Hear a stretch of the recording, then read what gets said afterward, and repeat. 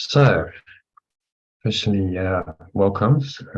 Really good discussion. So, yeah, let's do a meditation, shall we?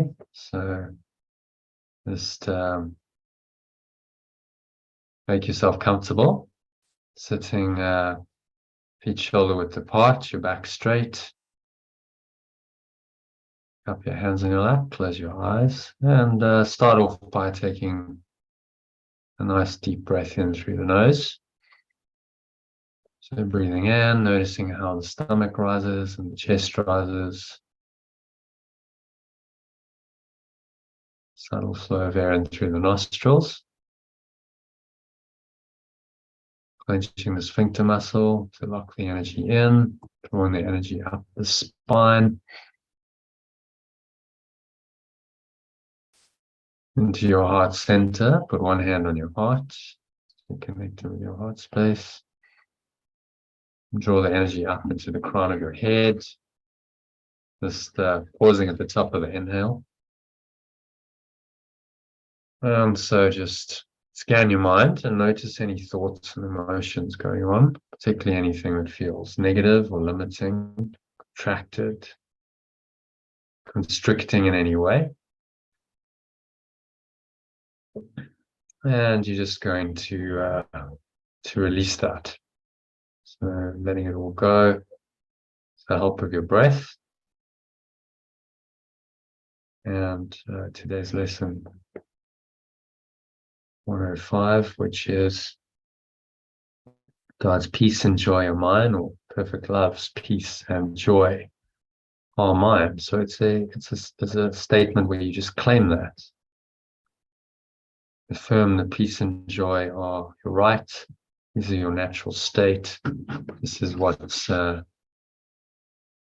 about. So exhale, just blow it all out with the breeze of your breath and the nothingness that it really is. Exhale, it's going, gone. Bring it out. Feeling the energy leaving you like a dark cloud or black smoke leaving you. Pull the lower stomach into the spine. Expel the last remaining air out. And just rest here in this quiet peace and stillness for a few moments.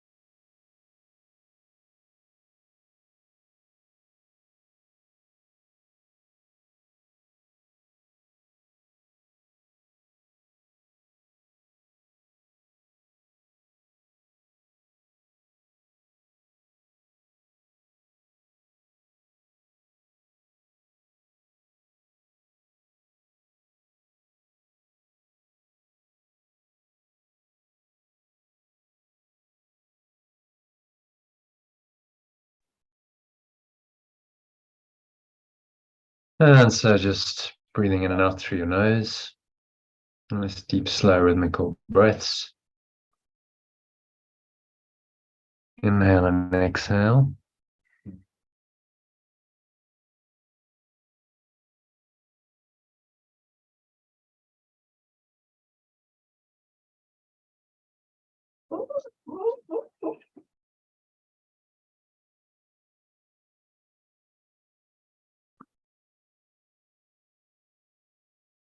So nowhere else to go, nothing else to do. You're just going to breathe, relax, be still.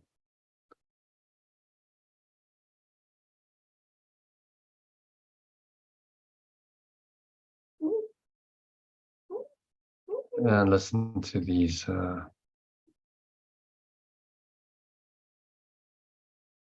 these words.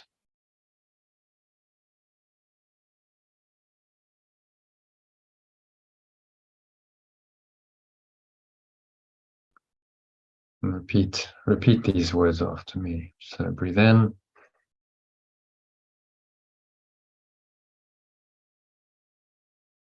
Listen to me as you breathe in, and then as you exhale, you're going to repeat the words. So today, I accept perfect love's peace and joy as mine. Repeat those words as you exhale. Breathe in through the nose. Just deep, full inhale breath. I let it complete itself as it defines completion. And exhale out through the nose as you repeat those words. So they become affirmations of your intent to experience peace and joy. Breathe in.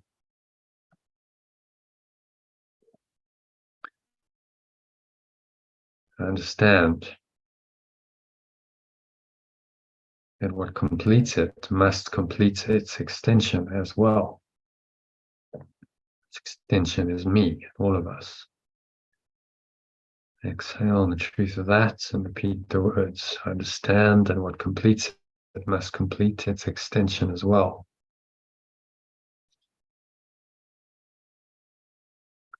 Breathe in. Cannot give through loss.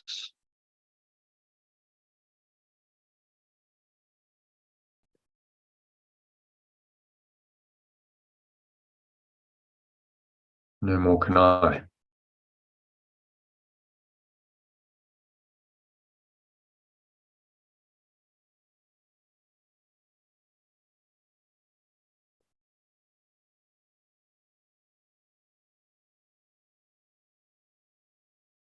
Breathe in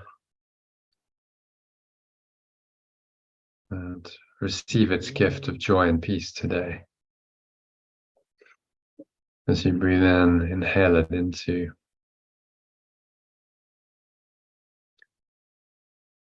every pore, your body, every cell, every muscle, every part of your mind, every fiber of your being. Infused with this peace and joy. So I receive its gift of joy and peace today. And it will thank me for my gift to it.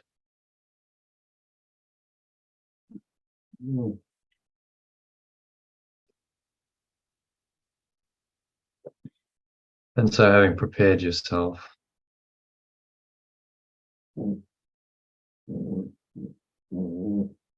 begin today by thinking of those people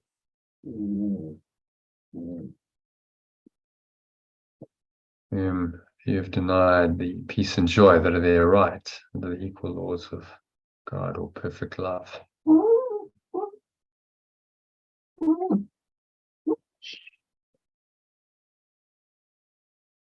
In this way,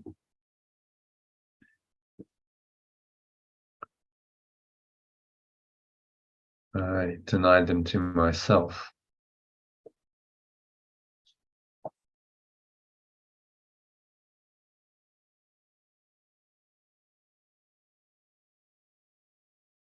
And so now I choose to correct my mind and claim them as my own. So breathe in again. Think of your enemies a little while. Quote enemies, someone who you have an aversion reaction to, someone you don't like, someone who you have a conflict with. And both have people we've discussed in our discussion session who would be suitable. And just tell that person as he occurs to you, my companion. So just companions on the journey.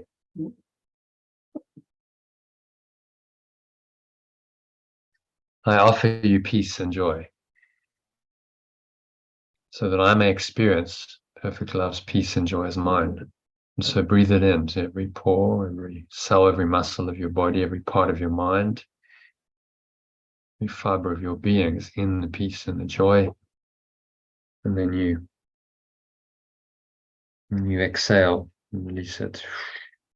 And you exhale and extend that peace and joy outwards to this person. You feel that transmission of energy, this divine, loving, peaceful, joyful energy. It's extending out to them, and you feel it yourself. So you recognize perfect love's gifts to you. Let your mind be free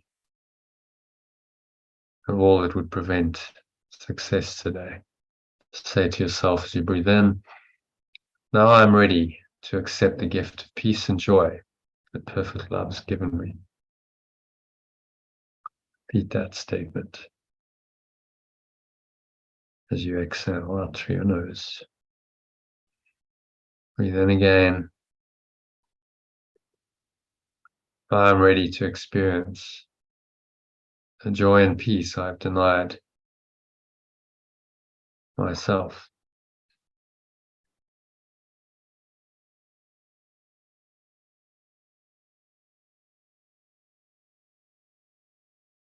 My capital self.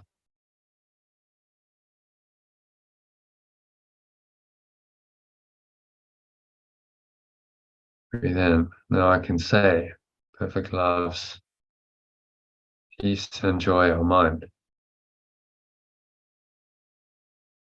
I've given what I want to receive.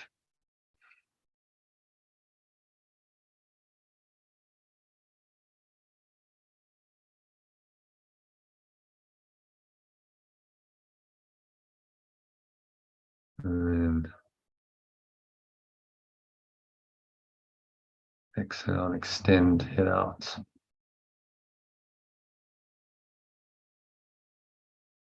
Extend this loving, peaceful, joyful feeling to the person you brought to mind who is your so-called enemy.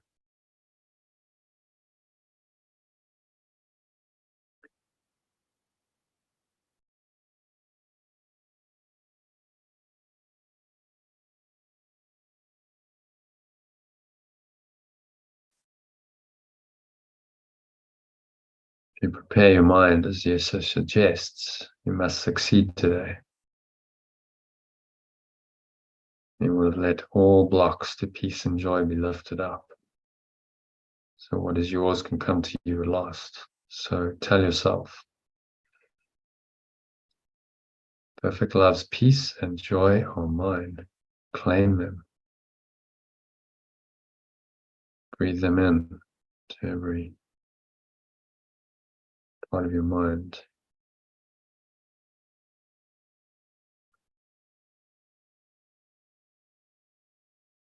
Using every part of your mind, your body, your being with peace and joy. And let perfect love's voice, remembrance of perfect love, which is the Holy Spirit, assure you that the words you speak are true.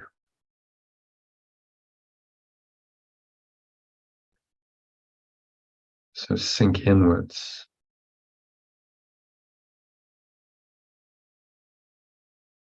Exhale. Let go of any blocks to the awareness of peace and joy.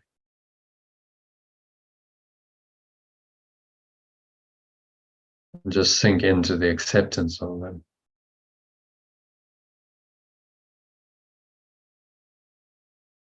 Right here, right now, you just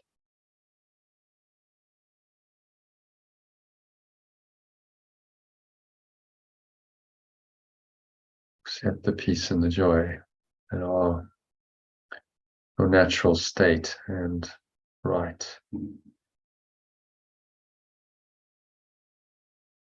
feel into them, feel them in your heart, feel them in your mind. Relax the body. Just relax into it and allow your mind to drop into the state of peace and joy. Nowhere else to go, nothing else to do, just breathe, relax, be still, surrender in to that stillness.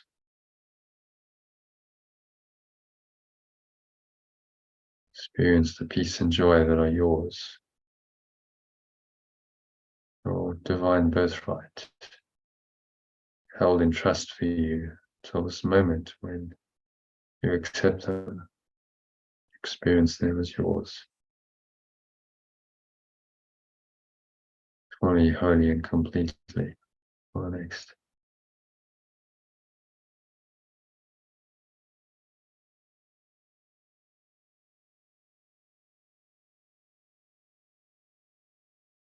Minutes of deep, peaceful, joyful silence.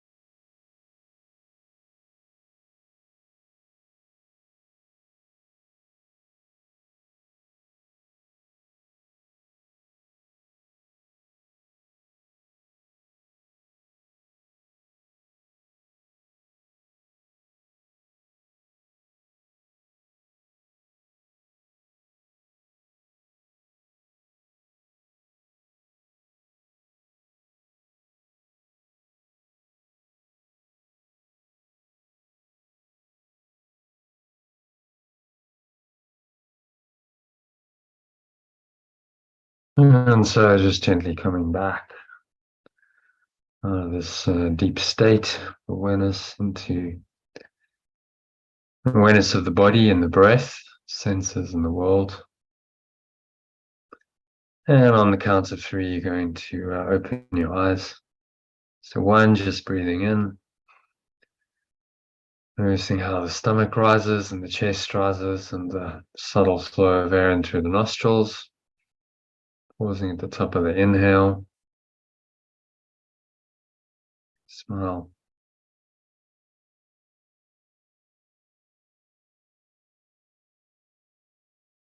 So just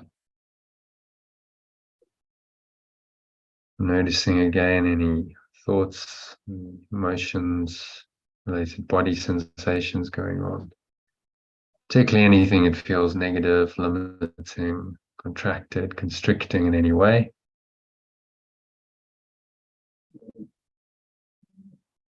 And then you're willing just to let that go. Remind yourself that perfect love's peace and joy are mine. We give those, choose to give those to my brothers, my companions, anyone in your life who's troubling you. Give the peace and the joy to them. To exhale,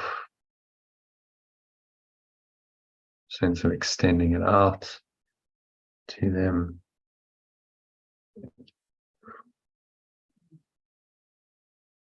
And recognize that as you extend it to them, so you experience more of it yourself. And notice that in the gap between breaths, there's just this deep peace and joy.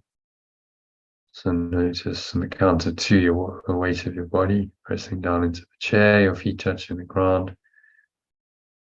Noticing what you're feeling. Your hands touching.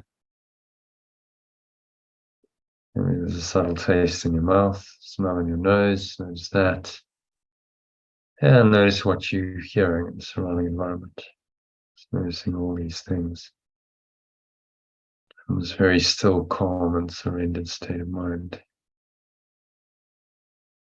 State of mind that's just deeply peaceful and joyful, rooted in this peace and this joy. And carry it with you for the rest of the evening and on into your weekend. Into the weeks ahead. So it is said and so it is done. And on the count of 3, open your eyes. Take a minute to look around. Just observing objects in the room around you without any judgment. So just notice anything for a few seconds, whatever object happens to be there. Just let your eyes rest on it. Notice if you don't name it and judge it and label it and think about it in conceptual terms, reference your past experiences about whatever it is, then this peace and this joy that you experienced hopefully quite deeply over the last 23 minutes is still there, very much there. It hasn't gone away. It's the same peace and joy. It's just now got some visual senses and other senses that you're aware of that are going on. So bringing that awareness into all of your perceptions. This is what we're training our minds to do through these lessons, to stay rooted in pure formless awareness of perfect love no matter what, so we can always perceive according to its guidance. So if you look around, a few more objects, notice that this awareness is still there. Nothing's really changed. It's all just very peaceful, very joyful. Find yourself one more time. Perfect love's peace and joy are mine. And that's the case because I am perfect love, or I am love, or I am abundant love. Whatever your essence statement was, Master Learning A Course, use it here as stated to yourself and say it out loud if you want. 3 times. Peace and joy yours because you are love.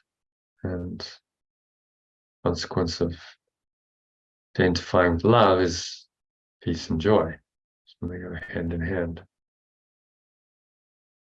of peace and joy go hand in hand with each other. Holy Trinity of sorts, Holy Trinity of values and states of mind.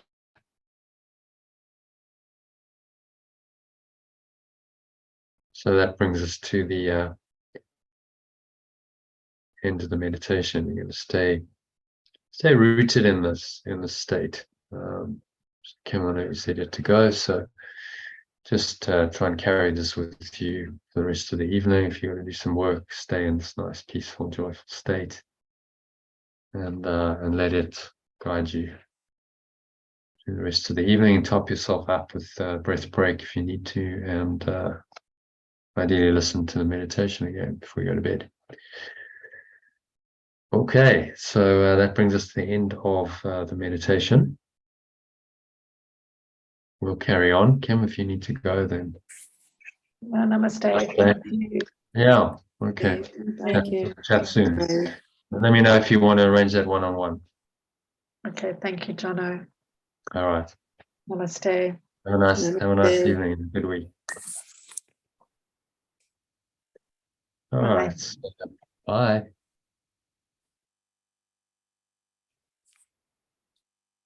So let's have a look at the lesson 105.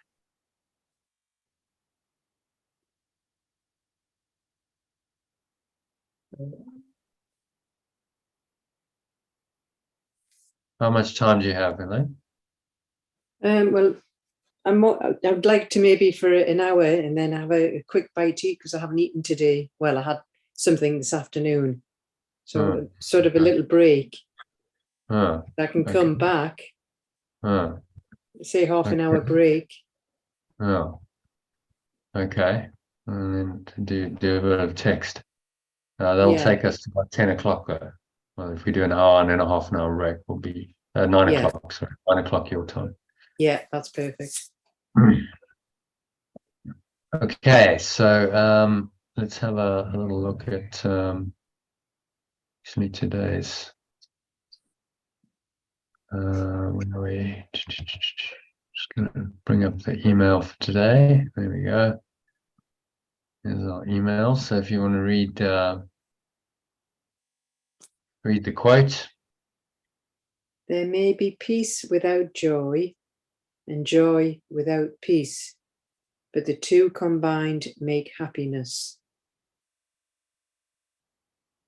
Yeah, it's an interesting quote that I thought was relevant to today's lesson by a guy called John Buchan, who was a Scottish novelist, historian, and statesman about the nature of happiness. But you go, well, why is that true? The peace is an experience that comes when we rest in our true beingness and is typically not associated. Peace is not associated with taking action. So it's what I call foundational happiness, result of what some philosophers have called the ground of being. The Apostle Paul called it the peace of God that surpasses all understanding in the Bible. It's this foundational state. So the easiest way to experience it is to meditate, as we've just done, for an extended period of time. You just sit quietly in a way that quiets the mind. At the end of the meditation, you're not thinking much. In the state in which happiness naturally arises, or more poetically expressed, if you want to read that quote, it's a lovely one. Happiness is a butterfly, which when pursued is always just beyond your grasp, but which, if you will sit down quietly, may come and alight on you. So it's a lovely quote, which really indicates the whole point of meditation. You sit down quietly, and if stuff comes up that seems to be negative, then that's your opportunity to let it go, to quiet the mind. And if you do that, then happiness arises naturally. You don't have to try and be happy. It comes when you've let go of the blocks to its awareness.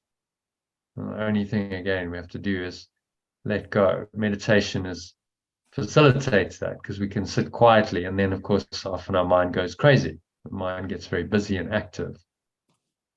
Just trying to fill our mind, fill the empty space we're trying to leave with all of its thoughts. But that's good, because it brings it up so that you can look at those thoughts and let them go, so you can find a deeper peace, quietness that is undisturbable. So just, sitting quietly and letting the happiness arise and not seeking it. And the key point behind this is that seeking is never going to work. The seeking of the world is never going to bring you the happiness you yearn for. Even seeking, you yearn for happiness, seeking the happiness. It happens when you just sit quietly. You let everything else go, and then it arises. That's your natural state. So what the Buddha found out, he was desperately seeking happiness. He wanted enlightenment more than anything. And he sought it and he sought it, and he wasn't getting anywhere. He nearly killed himself. And he realized that this wasn't the way. He realized that when he just gave up and he let go of all that seeking and searching and striving, and he found happiness right there in the moment. And he realized he didn't need to do anything else. That was it. He was already there.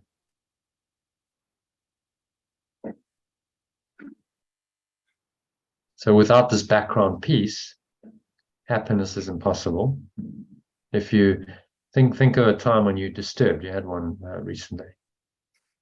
Yeah. Happiness is impossible because there's no peace. No, absolutely. So it's a background peace, no matter what. Happiness is really just I'm okay. I'm okay. I'm at peace. I may not be ecstatically joyous, but there's an underlying peace. You're okay. Yeah. I'm okay. That's a state we all want. So foundational happiness, peace, whatever you want to call it, then becomes your default state. And Eckhart Tolle describes joy as vibrantly alive peace, which is one of the best descriptions I've come across. Nice description, yeah. Like vibrantly, it's like an extra quality. It's like that peace, and it's just got something else that really fills you up, and you feel like you are in joy. So hence the word enjoy. I'm enjoying it.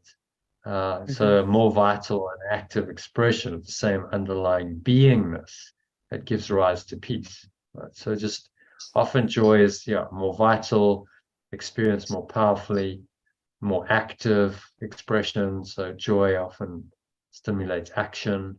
We want to express or extend that joy out to others. So peace, foundation, and then joy is kind of a level up from that foundational peace.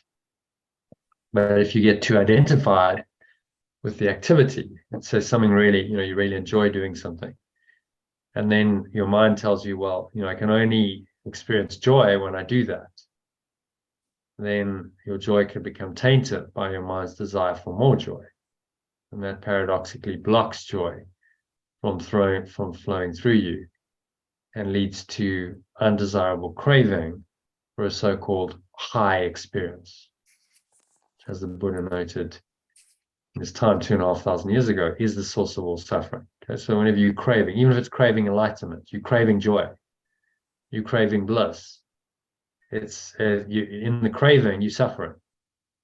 Craving is the source of all suffering, because it disconnects you from your true state.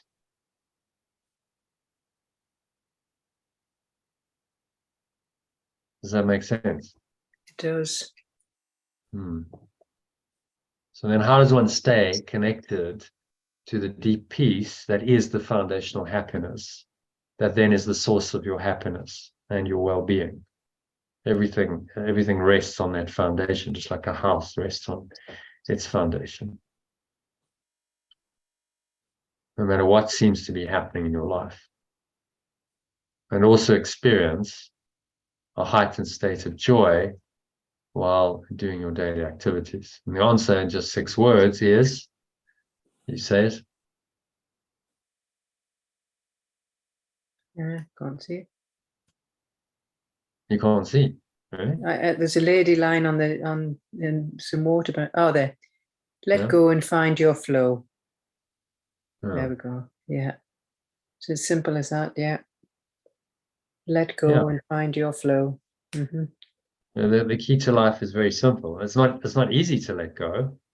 No one said it's No. going to be, but the instruction is simple. The one thing we've got to do is let go, and then this thing called flow Just happens. naturally happens. Yeah. It will naturally happen if you've truly let go. So what you have to do is let go. I asked someone yesterday at this festival. I had quite an interesting chat to a lady for about 20 minutes. And I said, so what's the one essential skill you have to learn? She was like, self-actualize. I said, no, that's the product. What's the one thing you have to do? And she didn't know. But when I mentioned it, I said, let go. She was, oh, okay, I get it. Just have to let go in any situation, in any instance.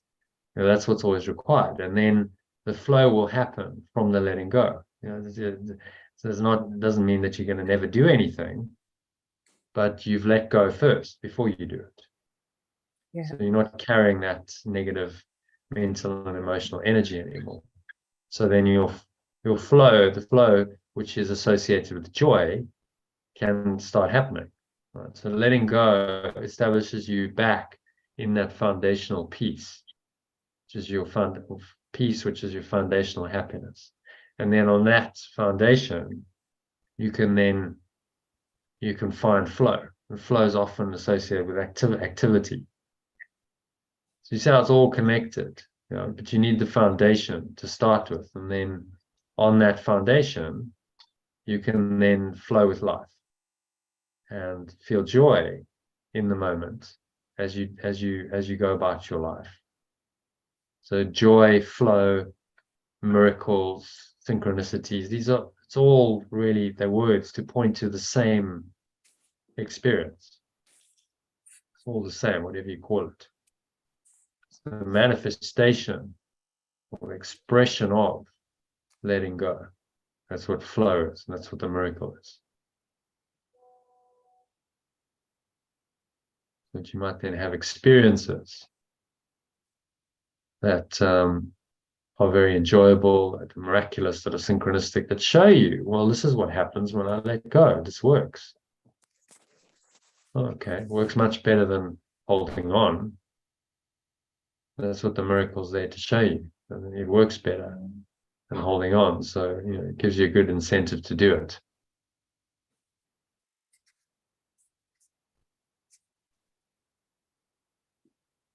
So letting go allows you to restore your mind to a peaceful state when it's been disturbed by anything. So it restores your foundational happiness. That's why it's so important. And from this state of foundational happiness, which is calm, it's centered, you can act in a way that's not self-seeking. You're not seeking pleasure or avoiding pain. If action is required at all, maybe it's not. Maybe you can just sit quietly, let it go, and you don't need to do anything. That is also possible. That's how you need to act. And then act in a way without the self-seeking of the ego. Ego seeks to, looks for pleasure and avoids pain. And it evaluates every person, every situation in terms of, well, does this help me to get more pleasure or to avoid pain? So very self-seeking. Saying, what's wrong with seeking pleasure, you might say. Well, because actually by seeking it, you deny yourself the happiness and the joy that are available. There's a much lesser order of reality. And ego tells you pleasure is where it's at, but your Holy Spirit knows better. It says no, pleasure is very short-lived. very temporary. What's permanent and eternal is this foundational happiness, the ground of being.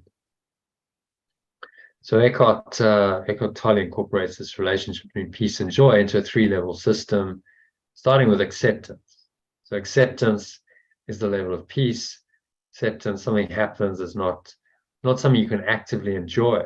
Think of what you experienced the other night. Could you say you enjoyed it? No, that would be almost impossible to enjoy it. Yeah. But you can accept it. You can accept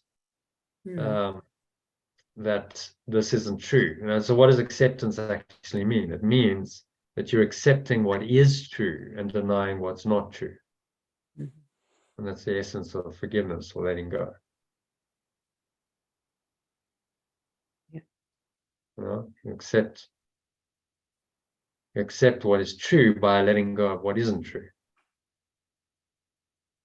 And that brings you peace. So acceptance and the level of peace or foundational happiness are at the same level, just different language to describe what you're going to feel like when you're in that state. And also, how you're going to get there. Then you move up to enjoyment.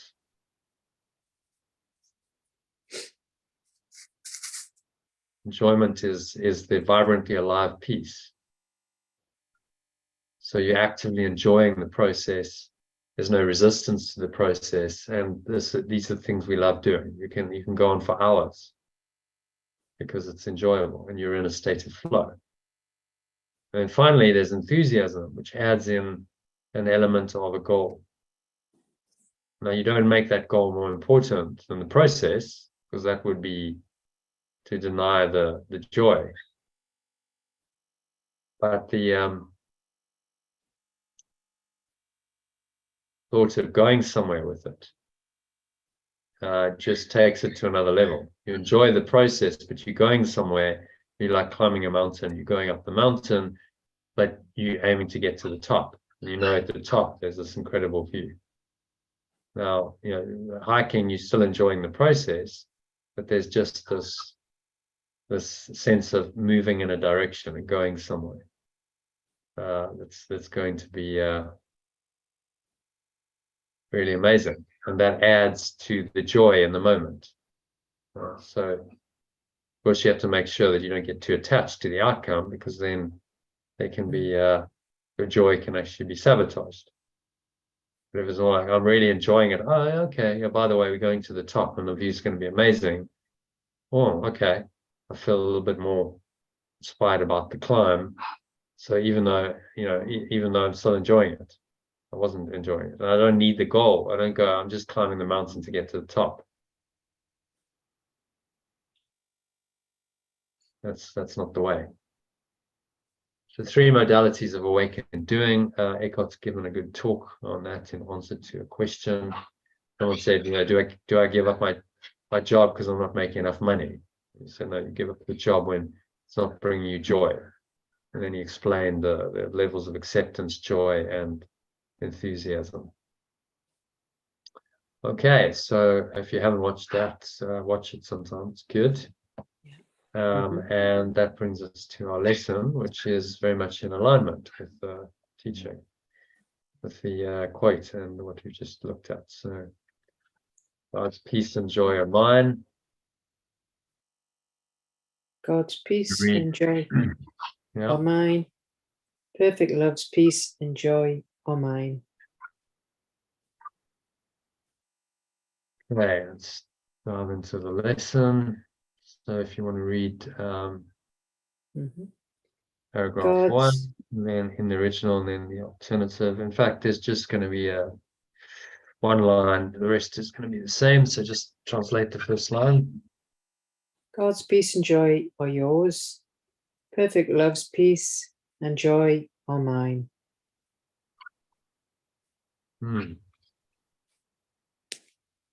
Today, shall I go into the alternative? Alternative, yeah. There's not much to translate. Just needs to be lifted up a bit on the screen. Yeah. Right. Today I will accept them, knowing they belong to me, and I will try to understand these gifts, increase as I receive them. They are not like the gifts the world can give, in which the giver loses as they give the gift, and the taker is the richer by their loss. These are not gifts, but bargains made with guilt. The truly given gift entails no loss. It is impossible that one can gain because another loses. This implies a limit and insufficiency. Hmm. Okay, so what's he saying here? Well, peace and joy are our entitlement, and they belong to us. Mm-hmm. And in the ego world, the giving and receiving, there's always a loser. Mm-hmm. But in the true self, Mm. it's win-win. Mm. Yeah, giving and receiving Yeah. are an expression of oneness in this world. Mm-hmm. We've had some nice demonstrations since I've been here. So yesterday I arrived and just went to have a meal. I was quite hungry by the sort of late afternoon. Yes. And my friend came to fetch me, and I said, have something. And he was like, well, I'll pay for it. I said, no, it's fine. Don't worry, I'll pay for it, because he'd come to fetch me. Yes. And then without me asking, gone out to church, came and he just brought me some food. Mm. So again, sort of, I hadn't eaten anything. So it works, as you give, you receive. Yes. Yes. That's the law of oneness. Right. So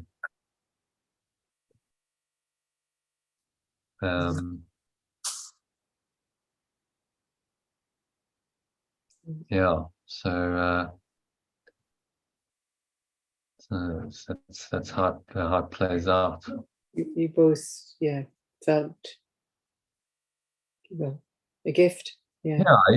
There's a giving and a receiving, and you're always giving to yourself. And when two people engage in that kind of relationship, it feels good for both of them. Mm. There's no like hard getting. It's not about getting. It's about giving. Yes. And connecting and sharing, and we feel much better and much more expanded. Yeah. When that happens.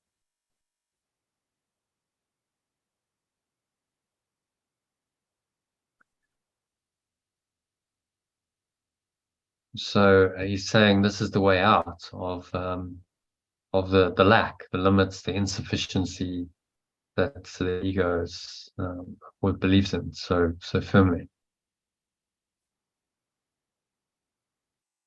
And what you're really always giving is peace and joy. So you might give money, or in this instance, that was monetary, and there was a meal, there was food involved. But really, what you're giving is a gift of yourself. There's something deeper that you're giving. You're giving a part of this peace and joy that are in you, and you're giving that to the other person, and then it takes a form sometimes as something material in this world. Yeah. Because that's what expresses it.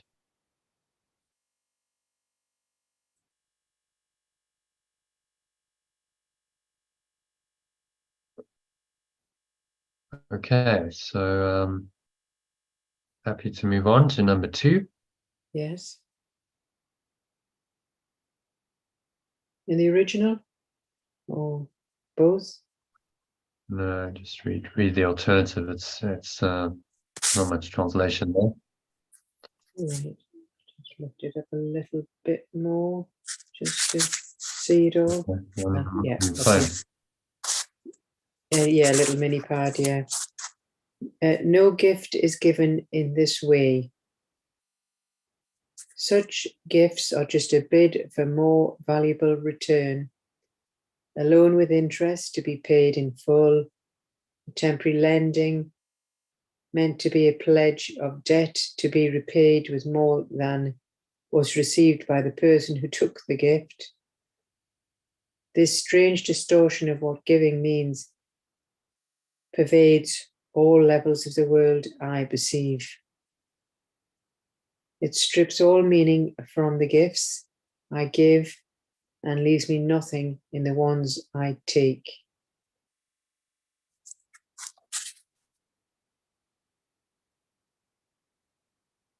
Okay. So thoughts on that?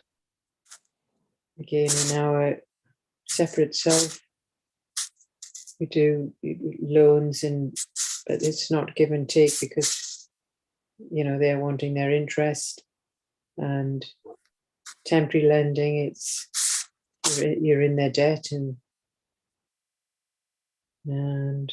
it's a very strange way to behave in the world. Mm-hmm. It strips all meaning from the actual gift itself and leaves nothing in the ones I take. What are they take? Yeah. So, yeah, I think this is the universal experience. People who focus on taking, what can I get? They might accumulate wealth and power, but it actually leaves them nothing. It's very empty. There's no deeper peace, joy, satisfaction.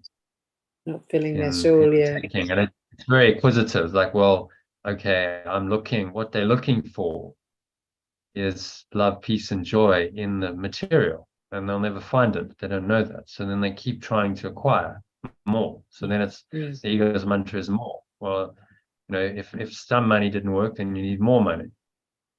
If some power didn't work, then you need more power.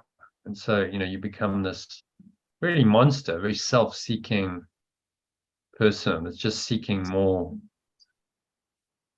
to gratify your wish for more. Try and fill the empty hole that the ego is. That the ego is.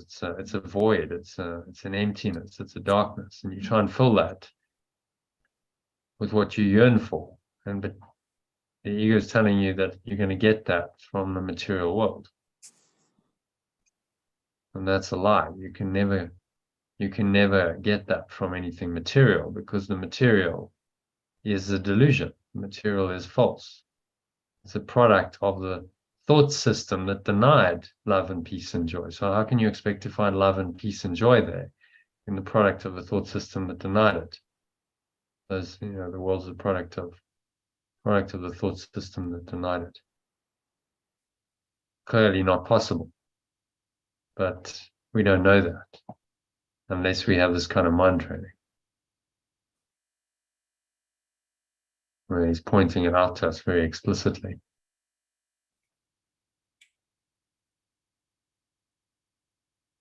And he's saying, look at the world you made. Strange distortion of what giving means. Giving is always, in this world, it's tainted by, well, what can I get?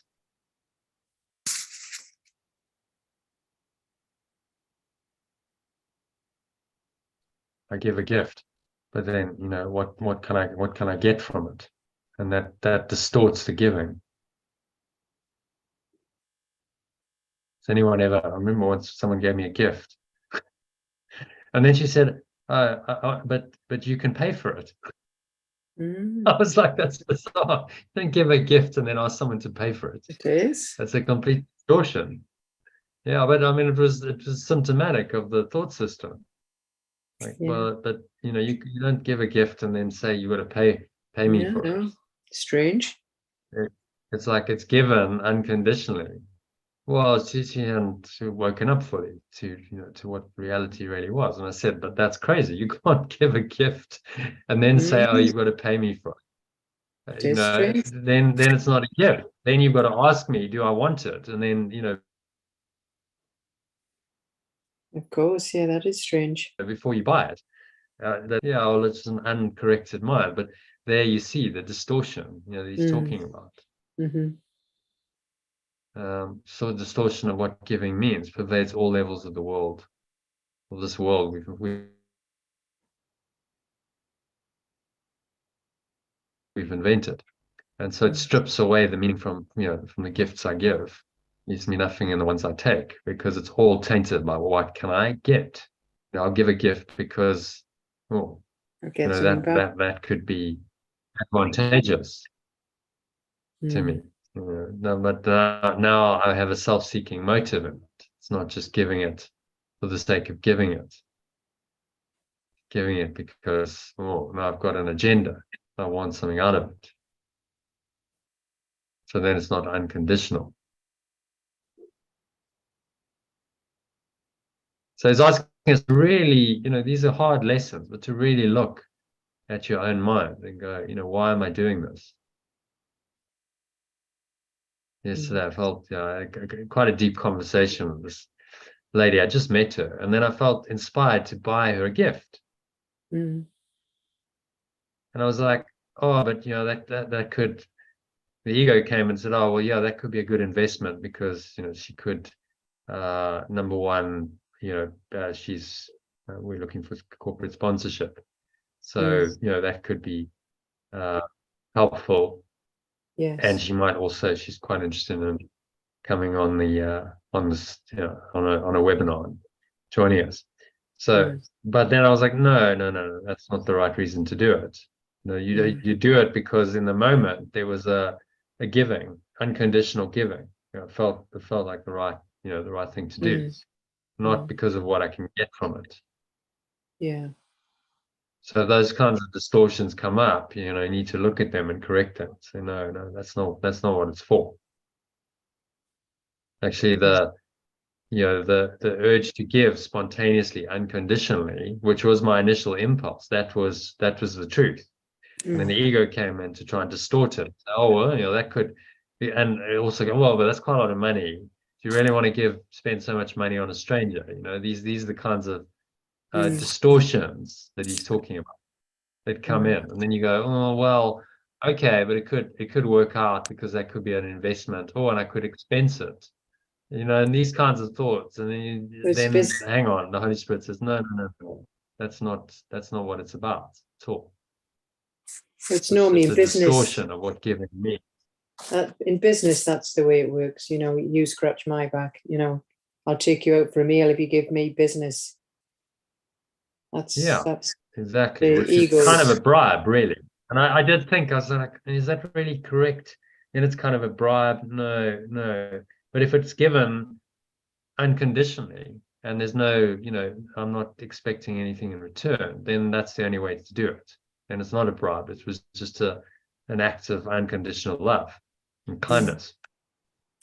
See, but it's interesting because these things are dilemmas for us, aren't they? It's like we have to really well, you do that a lot in business. I be aware of our motives.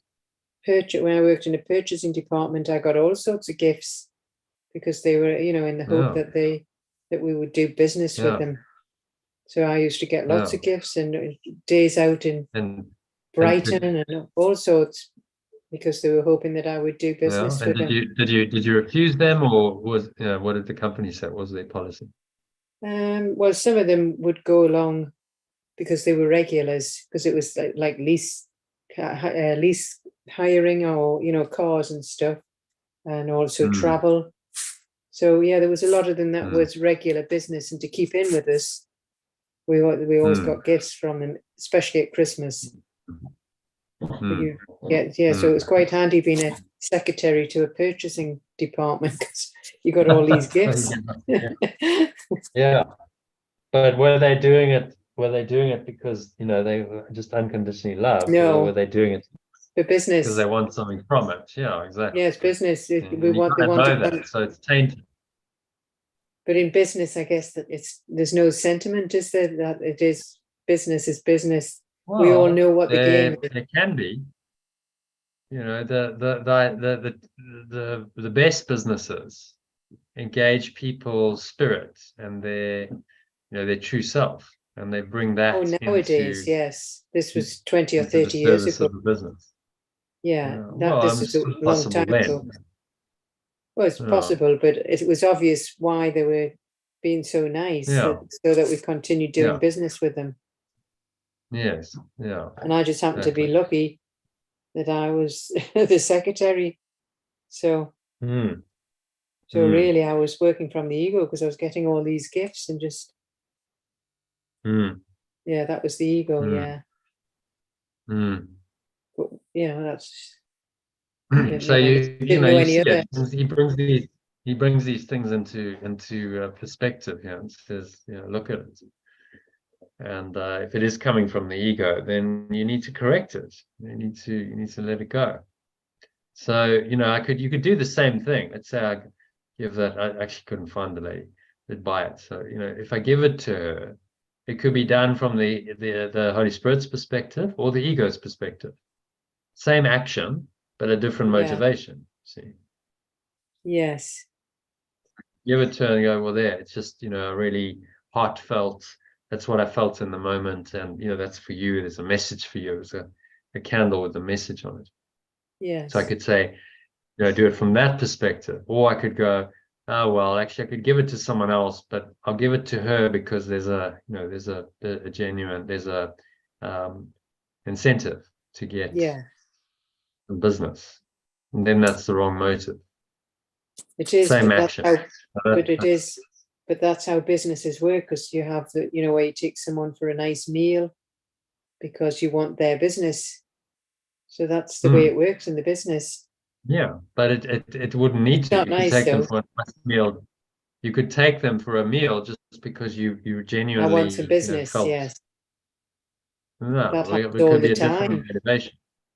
Yeah, it happens Could all be a the different time in motive. business. Yeah, Yeah, you see it I don't know, all but the it could time. be done differently. Oh, Like absolutely, I yeah. think the best businesses these days, they engage the employees' heart and soul, and the employees do it. People do things from that unconditional love state, Oh, and that can absolutely, actually happen yeah. in business. Much So better. there's no profit motive in it. They do it because there's a they just want to help the person.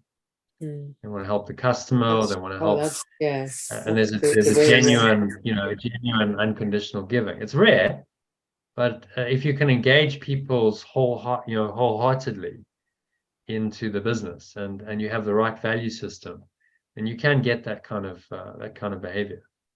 It goes beyond the profit motive. Much better, yeah. It connects connects with people's soul. It's Yes, a soul rather than the connection. ego. Yeah. Yeah.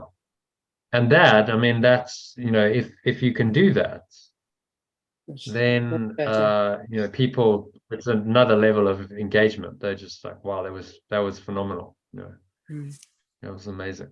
That there was that level of connection, and the customer loyalty is then not a problem. They'll remember you forever, because you touch them on a deeper level. So Yes, much better. if we can get rid of the self-seeking of the ego and just seek to serve, what's truly helpful in the situation, what's truly helpful for this human being, and then be inspired to do it from that point of view, then we've eliminated the self-seeking motive of the ego.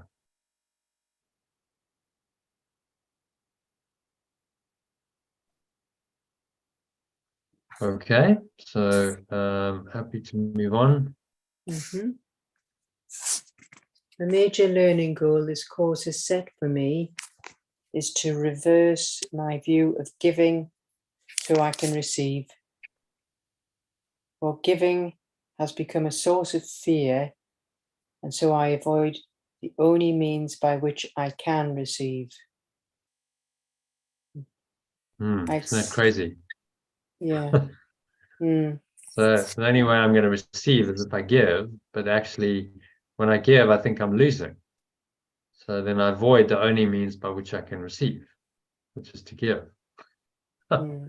And the ego gets us caught up in a paradigm of scarcity and lack Yes. and seeking rather than accepting, the gifts that are already there. Mhm. So true abundance is a free, unconditional giving in the knowledge that is the same as receiving. As I give it, I receive it. And in time and form, it might come in a different way.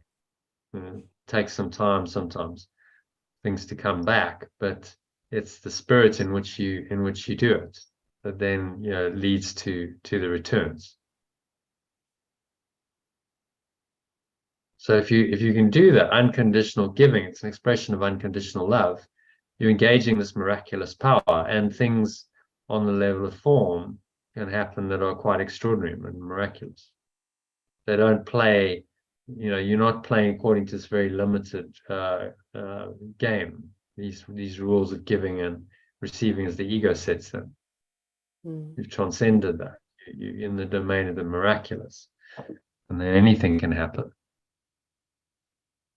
You're not limited by the ego's thought system anymore, and the worldly knowledge and rules and stuff.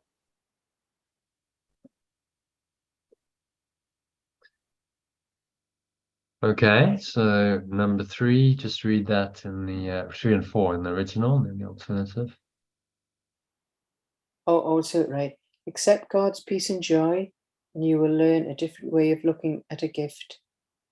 Accept perfect love's peace and joy, and I will learn a different way of looking at a gift.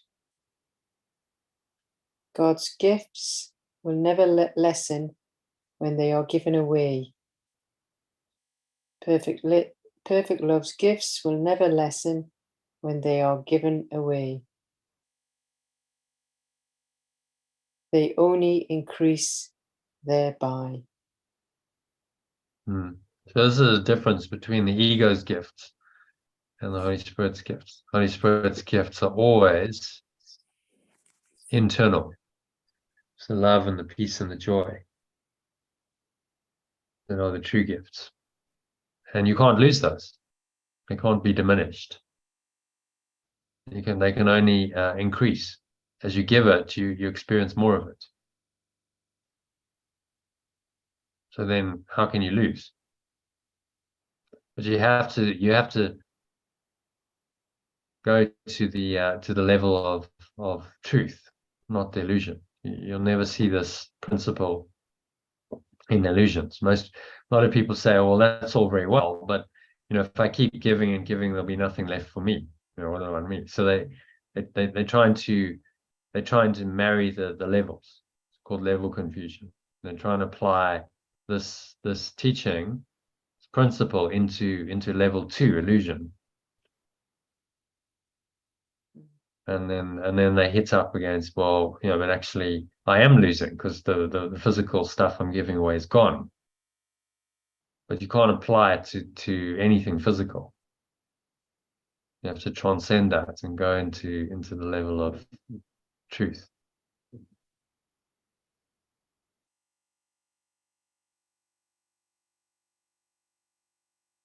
Okay, so what's he saying there?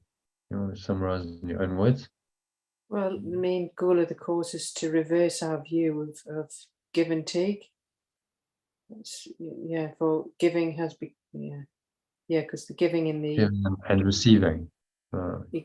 giving and receiving, and in the separated self of giving, it's just a source of fear. And to accept in the perfect love and joy, we will learn a different way of looking at a gift. And while we're in perfect loves, the gift is never lessen. And they only increase. Yeah, we realize we can't really lose. Not possible to lose. Mm.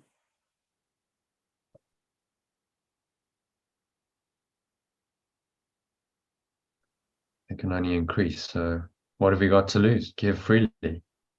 Mm. Give the love and the peace and the joy. And however that, sometimes that takes form and sometimes it doesn't. Mhm. Sometimes it's just in the Time, mind, but giving someone sometimes you feel inspired to do something. You might, buy something for someone, you might give them something, you might give them your time. Yeah. Time and energy are a huge gift to give. Yeah.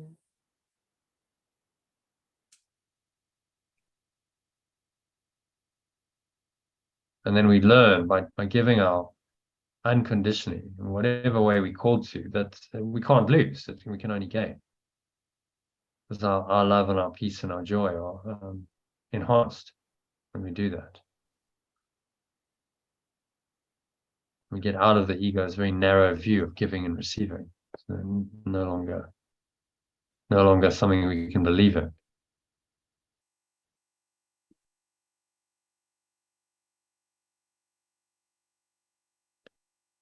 Okay, number 4.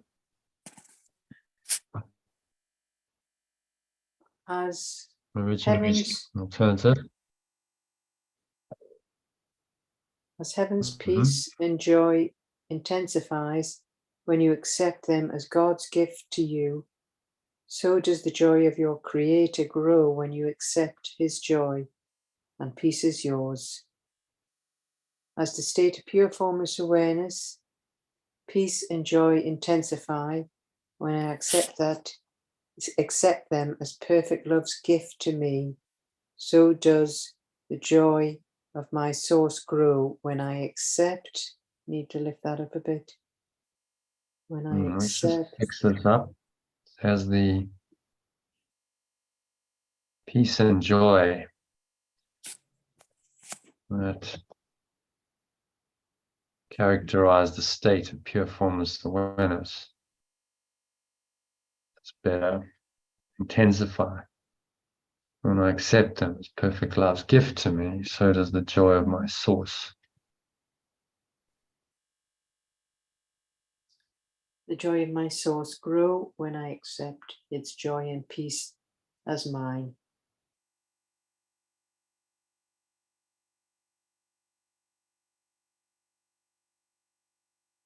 Oh, so this peace and joy that are really inherent in the state of pure formless awareness, then expand through you. You experience more of them, and your mind is expanded into more a state of greater peace and joy, and the pure formless awareness that underlies it, which is heaven. Mm-hmm. True giving is extension. The original would be true giving is creation. True giving is creation. Yeah. So true giving is extension, which makes complete sense. I'm extending my being when I give. Yeah. So in giving, there's this natural extension of self. Yeah. Okay. Number 3. It extends the limitless to the unlimited, eternity to timelessness, and perfect love to itself. In the alternative. Is that? Yeah. It adds to all. Oh, it adds to all. The alternative, right. It adds to all that is complete already, not in simple terms of adding more, for that implies that it was less before. It adds by letting what cannot contain itself fulfill its aim of giving everything it has away, securing it forever for itself.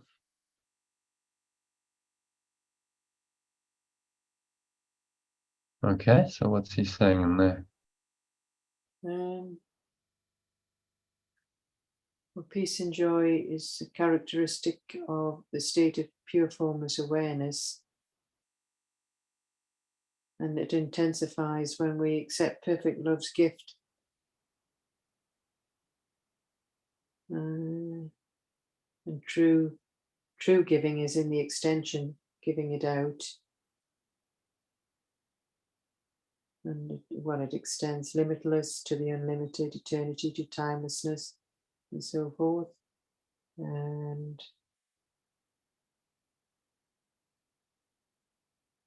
well, yeah, it adds to all that is complete already, and not in simple terms of adding more. This is implying that we had less before.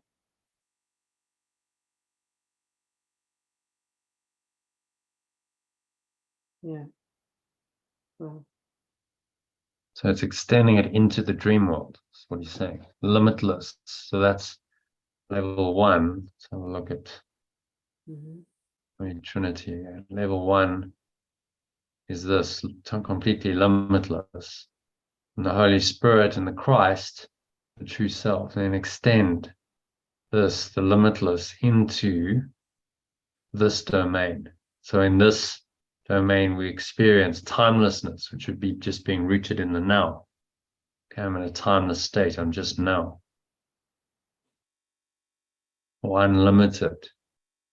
I feel like, I'm going into much more of an unlimited way of thinking and being. I'm unlimited in, what I can experience. I'm unlimited in many ways. And so that's the bringing then of the limitless into your life experiences. And then we call them unlimited or timeless. But it's all coming from love, from the level 1. Pure formless awareness of perfect love, stepped down through the mechanism of the true self or the Christ and the Holy Spirit, which is your ability to perceive correctly.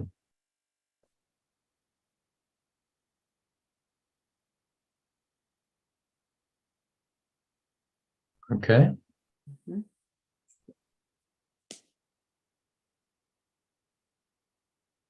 Up here with number 4. Yeah. And shall I read both? Or Number 5.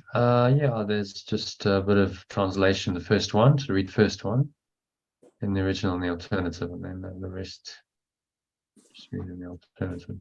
yeah. It's going to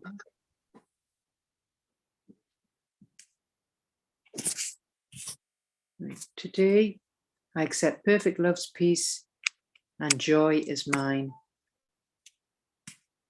Let it complete itself. Oh, sorry, was I reading the original? Read the alternative from number 2 onwards. I let it complete itself. Yeah. Let it complete itself as it defines completion. I understand that what completes, it must complete its extension as well. It cannot give through loss, no more can I. I receive the gift of joy and peace today, and it will thank me for my gift to it.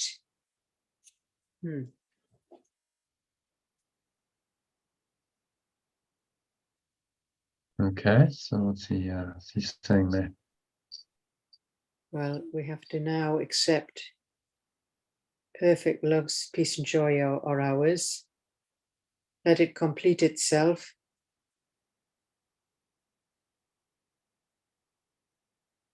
And we understand that when it completes, it must complete its extension as well.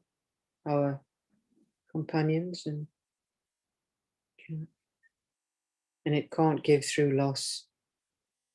no more than, Hmm. yeah.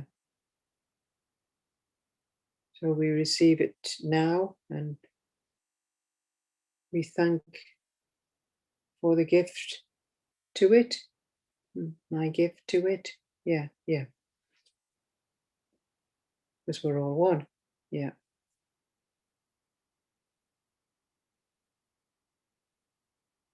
Hmm. It will thank me for my gift to it. So as I give, I receive. As I receive, I give. Completed must complete its extension. Cannot give through loss. No more can I. And part of our challenge is to receive it. Now this is we call it acceptance. I'm accepting. I'm receiving these gifts of joy and peace. And the ego doesn't want us to receive this. It's trying to block us from this. So in our world, it takes some doing to receive its gift of joy and peace, doesn't it? Mm-hmm. When the ego is trying to block it so desperately. If I can do that, then I start to know who I am. Because I'm realizing beyond the veil of illusion, there's no giving and receiving really. There's only one awareness.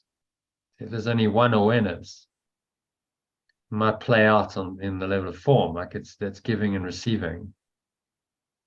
But actually it's just one awareness. And in truth, there's no giving and receiving in one awareness. It's just that awareness.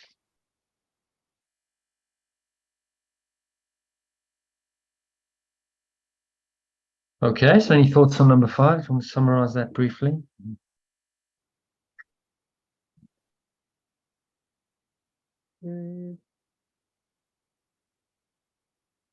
Well, giving and receiving is just all one, and we have to now accept it now. And sorry, I'm a bit vague with that one.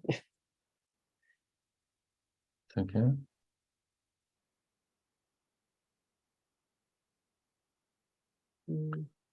As I accept the gifts of joy and peace from it, I feel filled up. I can give them freely. As I give them freely to others, I experience more of them. And so the gift of joy and peace is enhanced. Yeah, that's better. I realize I'm not really losing, I'm gaining. As I give, I receive more. And this is teaching me that there's only one awareness, the same. I can't really give it away. I can never lose that. It's the same awareness that's giving and receiving through me.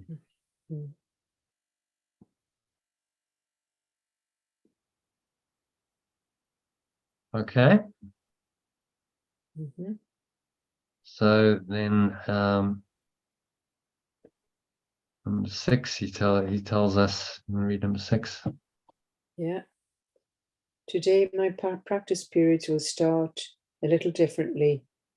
I begin today by thinking of those people who I've denied the peace and joy that are their right under the equal laws of perfect love. In this way, I denied them to myself, and so now I choose to correct my mind and claim them as my own.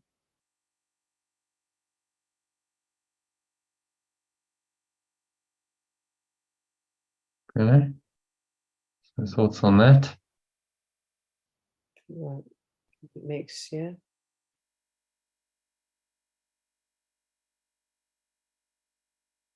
Well,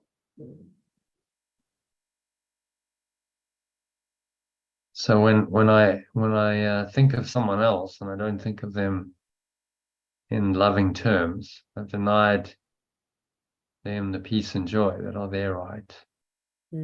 yeah. And so I denied them to myself, because I can't experience the peace and the joy if I deny them.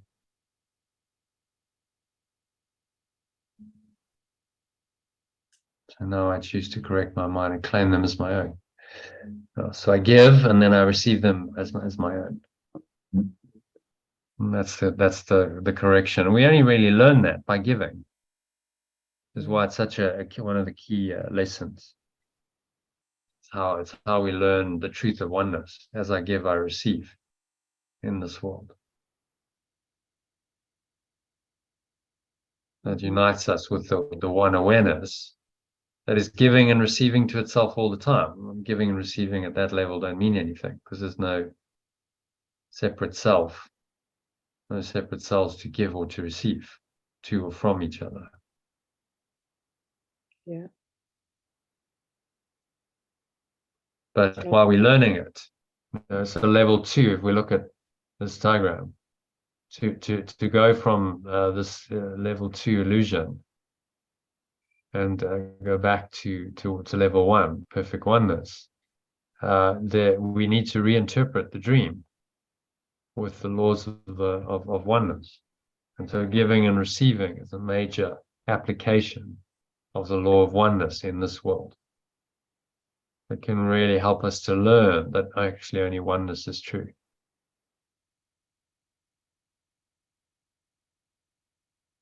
Okay. So,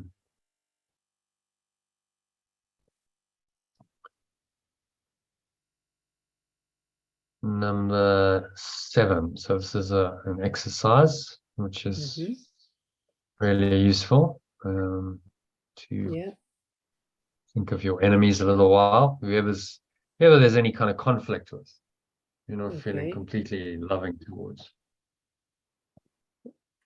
I think of my enemies a little while and tell each one as he or she occurs to me. Shall I just continue reading the rest? Yeah.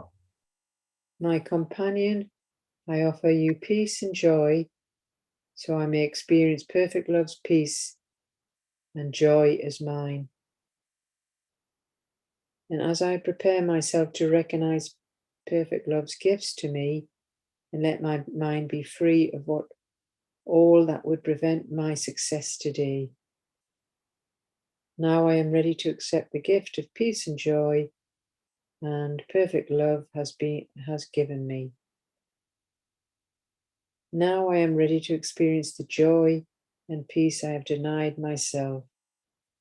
Now I can say, perfect love's peace and joy are mine, for I have given what I want to receive.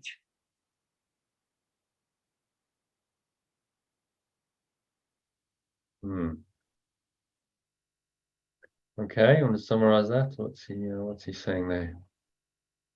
Well, I have to think of someone that's not pleasing me. And you need to give them the love and joy, and it'll work both ways. We both receive. And so we have to today prepare to recognize the gifts that come from perfect love. So it'll free my mind.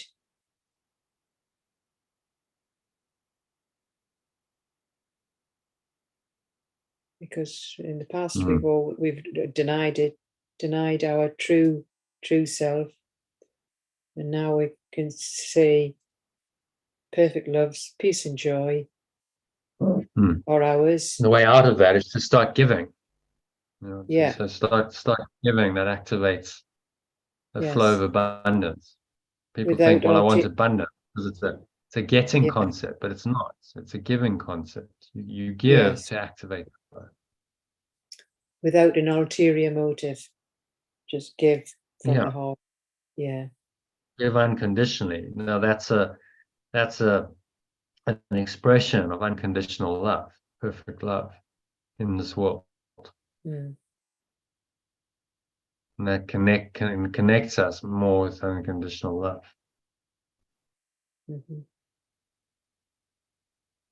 So this is a major lesson for us to learn. As I give, I receive. Totally undoes the ego. The ego is dead set against it, won't understand it, doesn't want you to understand it.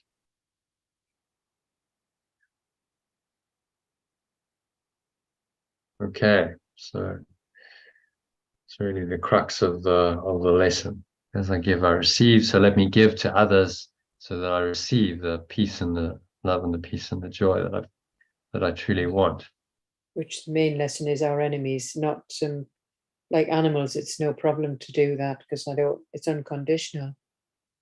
But it will be Yeah, the he's not challenge asking you with to practice what's easy. He's asking you to practice because it's not easy. the enemy. Or, Yeah, the so-called, the perceived enemy, quote, enemy, the yeah. person you see as separate from you, as Or a difficult, you're in competitor, conflict with them.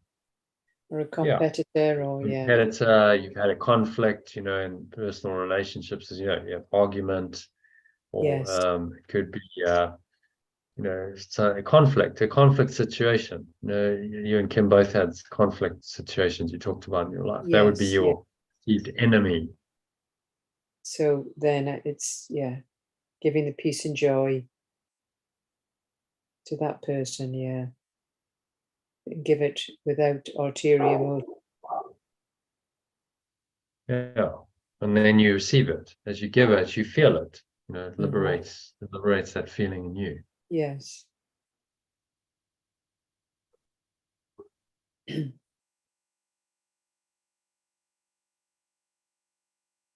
Okay, so number 8, I prepare my mind. If I prepare my mind, as Yeshua suggests, I must succeed today. For then I will have let all blocks to peace and joy be lifted up, and what is mine can come to me at last. So I tell myself, perfect love's peace and joy are mine. Then I close my eyes a while and let its voice assure me that the words I speak are true.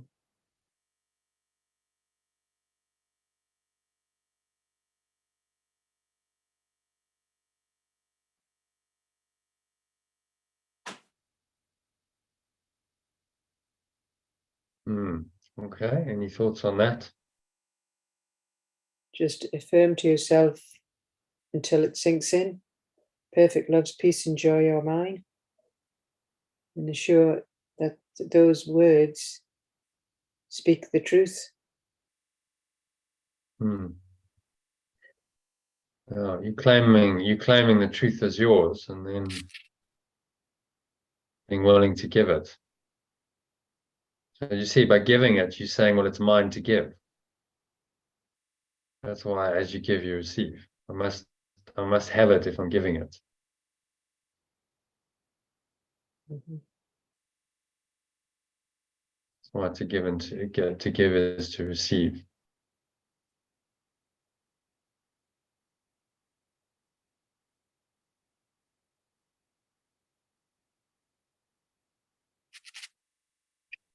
Okay.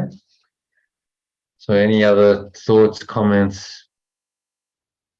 Goes into practice, spend 5 minutes. Did you manage to do every hour or not?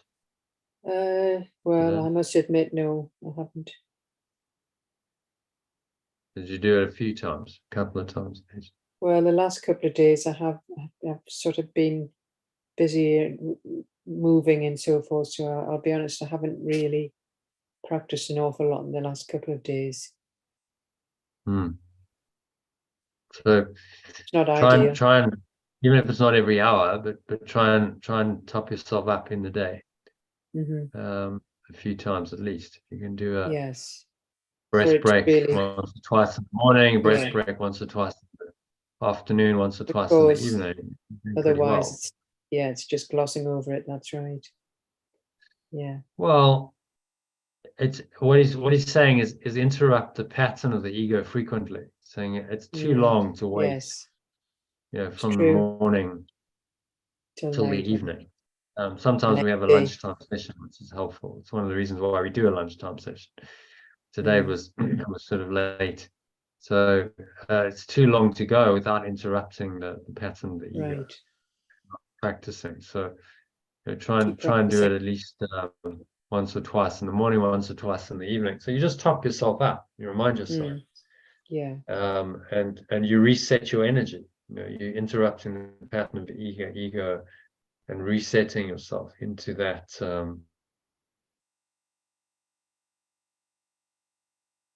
Mm-hmm. into that connect. That's the idea. So that then you live your life in this connected state where you don't give room to the ego, and then works a lot better than if you leave it for too long. Mm. Then the ego's got some room to come in, and he's trying to do everything he can possibly do to help you to escape from it. So hence the daily mind training and Yes. specific instructions. Oh We'll no, do it it. makes sense. Don't just do it.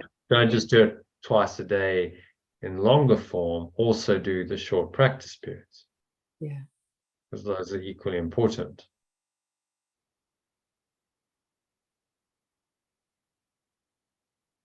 Okay. So any other thoughts, comments, questions on this? Maybe just summarize it in a minute or so. What's the key message of this section, of this lesson? Yeah. Well, it's giving and taking are the same. And while we're in the perfect love, true self, it just comes naturally.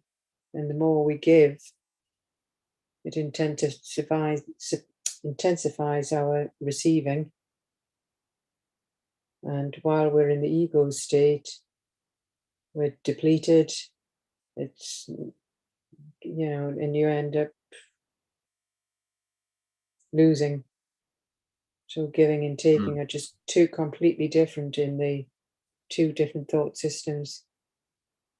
It's all an ulterior motive with the separate self, and it's we've seen it time and time again how even businesses run. So to affirm regularly that perfect love is my right for peace and joy, and and to give and not expect to receive. It'll just come naturally. What you're giving, you see, is a different order of reality.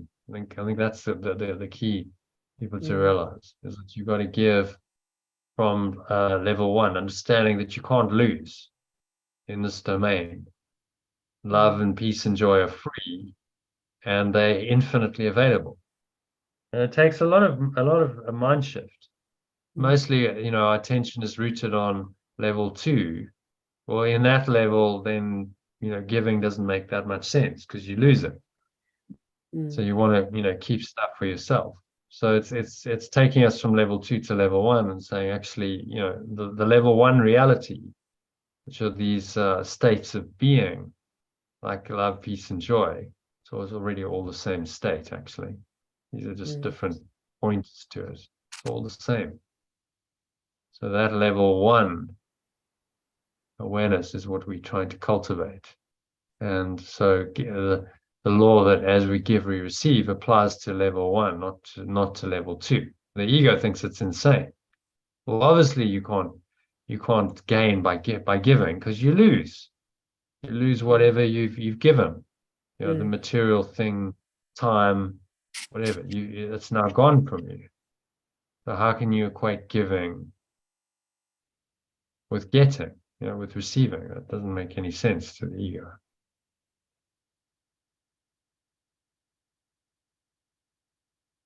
So it's a major lesson. He repeats it a number of times. As we give, we receive.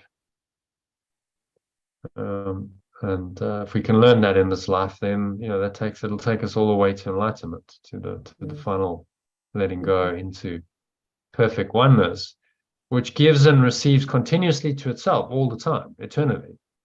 We put it in words. It's clunky. It's not giving and receiving. It just is. Its love, its peace, its joy are shared throughout its awareness. It's the same awareness, and there's only that awareness.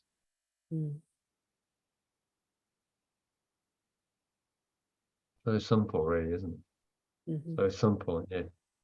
In this world, because we've got this massive paradox going on, there's these lessons that need to be learned. As I give, I receive. Mhm. Hmm. Okay. So any other thoughts on the No, it's lesson? very clear. We're just It is making very it, clear. yeah, just getting into the Hmm. routine of practice. Hmm. Yeah, Yeah. yeah, Practice. The more you practice it, the more you give yourself which makes the sense. chance Yes, it to doesn't. experience it. Yeah, In 'cause- that moment, you experience the peace and the joy. So then it's interesting. Why would you want to experience love, peace, and joy every yeah. 5 minutes? Well, that's 5 minutes right. of every. It It's doesn't the make sense ego. not to, but yet we get busy with other things, and we go, well, really, what you're saying then is my function is something other than to experience love, peace, and joy and happiness. Mhm. So there's a subtle denial, and I understand, not always practical to do it every hour, but Certainly could if make you're the not effort to do working, more. well, because you're worth it. Because actually, I want to experience love, peace, and joy Yes. every 5 minutes for every hour. That's a it's a nice thing to do with my time. Yeah. Or what's my resistance in that 5 minutes? I can really connect and I can feel the love and the peace and the joy, which I wouldn't do otherwise. My mind is busy with other things. I wouldn't experience that. In our daily lives, we don't give ourselves time to experience these things, and so we don't. And most people never experience them if they don't do any spiritual practice. They just get lost.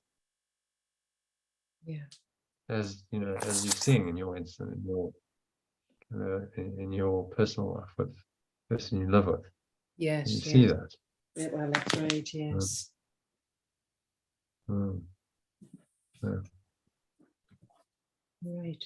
So give, the answer is give the love and the peace and the joy that you want to receive, and they will come back to you Oh, of course. Yes. in Yeah. strange and miraculous ways. You can't, you don't know how it's going to come back to you, but that's the whole point. Unconditional. No. So there's no calculated scheming of like, oh, well, if I do this, then I'll get, this back, return on investment type idea, which, he's saying, well, this is the, the thought system that pervades all levels of the world you see. Pervades all levels of the world you see. Strange distortion. So yeah, it's good, really good lesson this, and revisits the idea of giving and receiving as a primary way we can learn who we are, learn oneness. Yes. Okay, so I think that brings us to the end of the lesson, end of the session. I think, Elaine, unusually, I'm actually going to have to bow out. I'm Yes. feeling very tired. Funny enough, I'm feeling a bit, yes. Going to the text now, I'm just like, because I did an all-nighter. A bit sunk, yeah. I'm feeling a bit zonked as well. So yeah, yeah. I'm not sure I could do it another 2 hours, and then I've got meetings tomorrow. Yes, yeah. No, that's absolutely. Yeah, no, So, understandable. anyway, it was a good session. I It think was, the yes. lesson was powerful. Practice, yeah. Well done. I can just say, well done. You're doing really, doing a great job.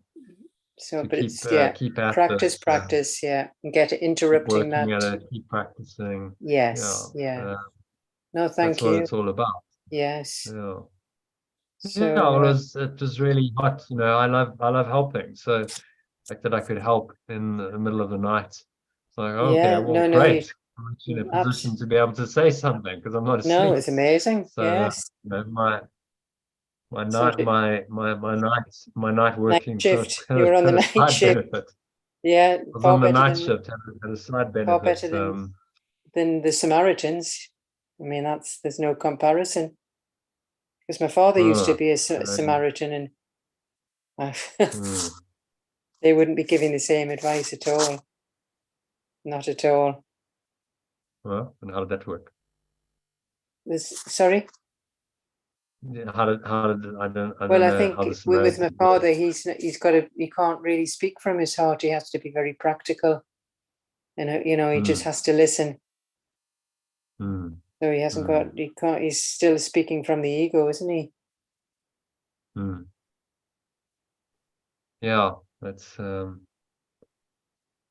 often people, they're trying to help, but it's done from the wrong perspective. So Mm, the only thing that's going to help is letting go. That's in that, this is Yeshua's yes, teaching. There's only one thing that's that going to is it. work in this, and that's to let go. So all you Totally. have to Yeah. do is remind someone, like I did the other night. I just had to remind you, but that's what you got to do in the Mm, situation. There's only one yeah, answer. yeah, it is. Totally agree. It's so simple, but in the moment, when you're being tested like that, it's difficult to remember because Mm, the because emotions can be so overwhelming it's very, that you yeah, forget. You forget, very, I very can't let overwhelming. this go. It's too much. I can't handle this. Mm, mm, No, you yeah. can't. The truth is, you can't. The little I can't No, handle it, no, yeah. but the spirit can, and the spirit can just says, but just let it go, man. It's not real. You Mm, just made it that's, up. yeah. Always. So it's It was a such a very good simple. lesson. You have one essential thing you've got to do in this life, and that's Yes. all you have to learn. You can learn that skill, everything else will come. Mm, mm, The one thing, and it's the secret beyond the secret, behind the secret, that most people don't know. I asked, that it's a little simple. test. I asked the lady yesterday, what is the, and you see she's got some idea of personal growth and self-actualization. She's obviously, so I said, okay, so you know about Maslow. But Maslow came to the conclusion that self-actualization was not the highest level. There was another level higher, which was the transpersonal, the transcendent, where you Mm, let go of the personal self. There was yeah. no longer any self that needed to self-actualize. You simply were in that You're just state the of, opposite. you just are. I You am. are the I am that observer. I am. Mm, the Yeah, just observer. in that I am presence Mm, beyond the personal self, just hanging out there in the state of love, peace, and joy. mm, And that's the highest state of human accomplishment, not just yeah. in his system, in many developmental systems like that the levels that you go through. They all really point to the same thing, that eventually you transcend the personal self. And there's Mm-hmm. just this great I am presence where And you not, are yes, but that it's presence. You're united. That's the Son that's united with the Father mm, mm, in that yeah, presence. simple, but yes, we all make it so complicated. Mm-hmm. It's conceptually simple, but you have to let go of All the everything that blocks your awareness of that presence, every single thought and mm-hmm. emotion that blocks it. Yeah. Uh, all of it. So I mean, that's your entire human self that you constructed, your life experience here, all the Mm, all the lifetimes that you've had, and all the beliefs that you've cherished, the mm, special loves and hates that you've cherished. All of it has to go. So that's like, most people are like, oh, that's radical. Oh, well, it is. but it's It is but pretty it's the only radical. way. It's the It's only the thing only that's way going to work. Otherwise, you just keep going going on the around and roundabout. around. Mm, Yeah, going, in the cycle of birth and death. mm, Um, the Buddhist symbol, for that is the wheel. You just you just go around and around the wheel. mm. It's the cycle. Sorry. Yeah. And Yeah. we want off it. At some point, everyone wants to get off. I don't Yeah. want to keep coming back and having to be human and trying to work this all out. And then I get old and I age and I suffer and I die. Why am I? I don't want Yeah. that anymore. I just want No, peace. totally I agree. just want an eternal peace. Mm, And at some point, everyone will make that choice. But you don't mm-hmm. have to wait for everyone. You can make that choice right now, and keep making that choice Mm-hmm. over and over and over again. You make that choice. The one choice that is going to free you from Yeah. all Sure. pain, all suffering, all lack, all limitation, all scarcity, all sickness, all pain, all suffering, all death, all of it's gone. I mean, that is good news indeed. It's like, It wow, certainly is. okay, Sounds amazing. all of it, all of it. So then there's just, what's left is just perfect peace, love and joy. We could call it bliss. Mm. And then we live in that state eternally. Wow. I mean, the ego can't just get its head around that, can it? It's No, mind, it's all. not at all. No. Eternity. Yeah, what does eternity feel like? Well, imagine that, the state of mind you've been in, we've really felt peaceful and joyful and quite blissful. And you magnify that maybe 1,000 times, and then you've got some idea Can't imagine of it what it now. might. Yeah. Yeah. Incredible. You can experience glimpses here. That's what this is all about. Giving us the glimpse, giving us the insights into what it's like, so that you've made the decision so clearly, and then it's a done deal. It's going to happen. It will happen in time. It's just an unfolding. It's already happened, but in time, that process has got to unfold, and you've got to live that journey of it unfolding, knowing that it's already a done deal. It's already happened, which gives you the faith, the certainty that the ego lacks. It's a done deal. So I don't have to worry about the outcome. It's already done.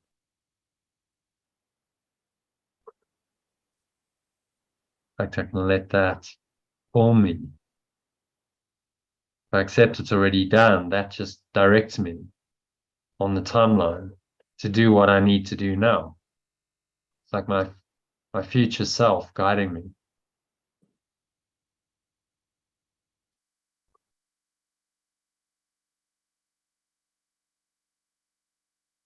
There's the timeline briefly. And then let's just wrap it up with this. So it's almost like my true self, which has become enlightened at some point here, but it's accessible right now because it's timeless, it's eternal. So now when I go into this right now, I'm not quite there on the timeline, but I'm at, let's say I've had a trauma like the other night. I can access that true self, which is the same self that will be there at the end of time. So it's like I've just skipped all of that time that seemed to need to occur for that to, for me to realize this true self is skipped. And I'm already there. I'm already in it. So we collapse. When we do this kind of radical forgiveness, we're actually collapsing time. We're collapsing the need for the timeline to be there. It's erasing the past and the future, erasing all the red stuff. So imagine you just took an eraser and you erased all of that.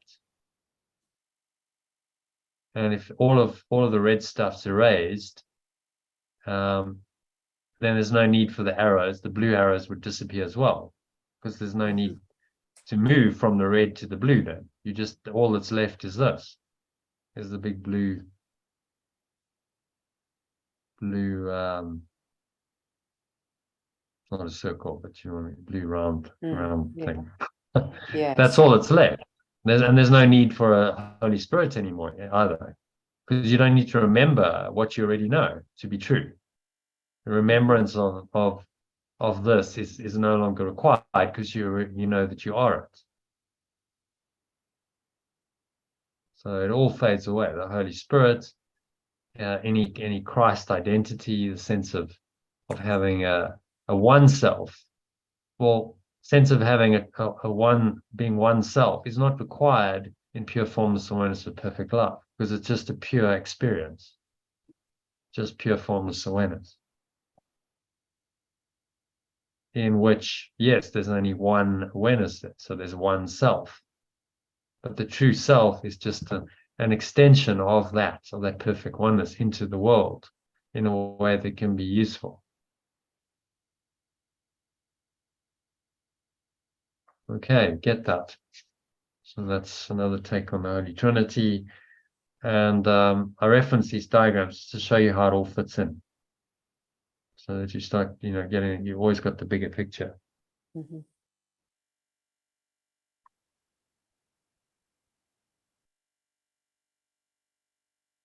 All right, so maybe just to close it out, why don't we just read, that's the release from guilt. Just read the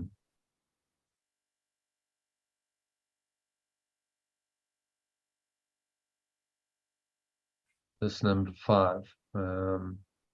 Today I accept. So close your eyes. I'll just guide you through this one paragraph. Mhm. So take a nice deep breath in.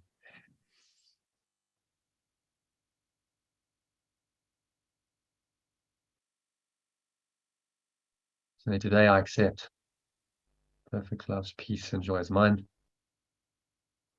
can repeat that out loud to yourself, or say it out loud if you want. Just mute yourself.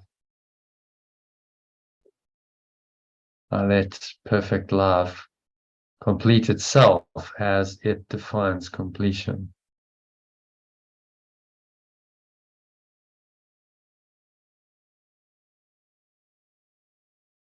I understand that what completes it must complete its extension as well. Exhale on the truth of that. Have a sense of extending outwards.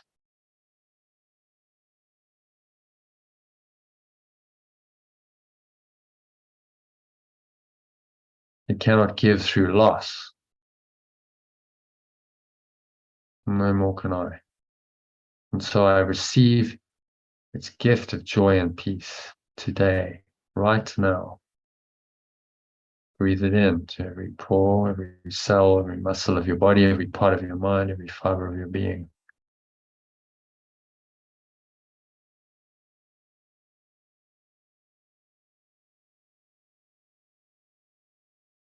Just breathe it in, bathe in it. Accept the gifts of peace and joy. And it will thank me for my gift to it. This is all it wants.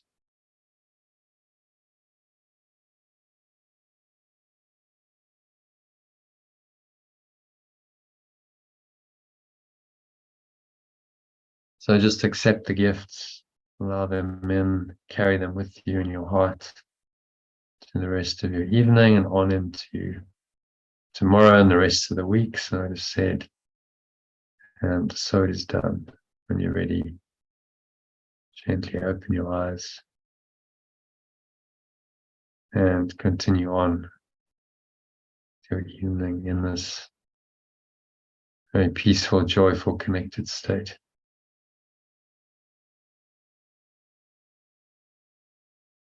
Okay, thanks, Elaine. Yes, thank Good you very session. much. Namaste. Yeah, And, namaste. Thank you very much.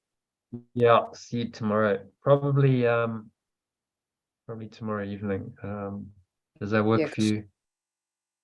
evening works for got- me because I've got some family that I'm meeting up in the afternoon. Yeah, yeah. So Okay, I'll, so about this time, 5 o'clock. yeah, that's good. Yeah. Yeah. Okay. See you tomorrow then. See you tomorrow. Thank you very much. Namaste. Okay. Namaste. Bye. Bye. Bye, Elaine. Okay, so that's a wrap today.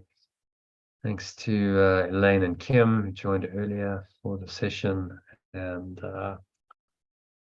yeah, the takeaway from that is as you give, you receive. So give love, peace, and joy freely and abundantly, and they will be yours. On that note, that's me signing off for the day. Thanks for listening. And if you want to subscribe to the channel already, you're watching this on YouTube, then hit subscribe and join us for our next masterclass. You can see the details are posted down below this video. A link, you can go and register and join us soon. Okay, so thanks for watching, and namaste, which means the true self. of love and peace and joy, and me acknowledges and honors that same true, loving, peaceful, joyful self in you.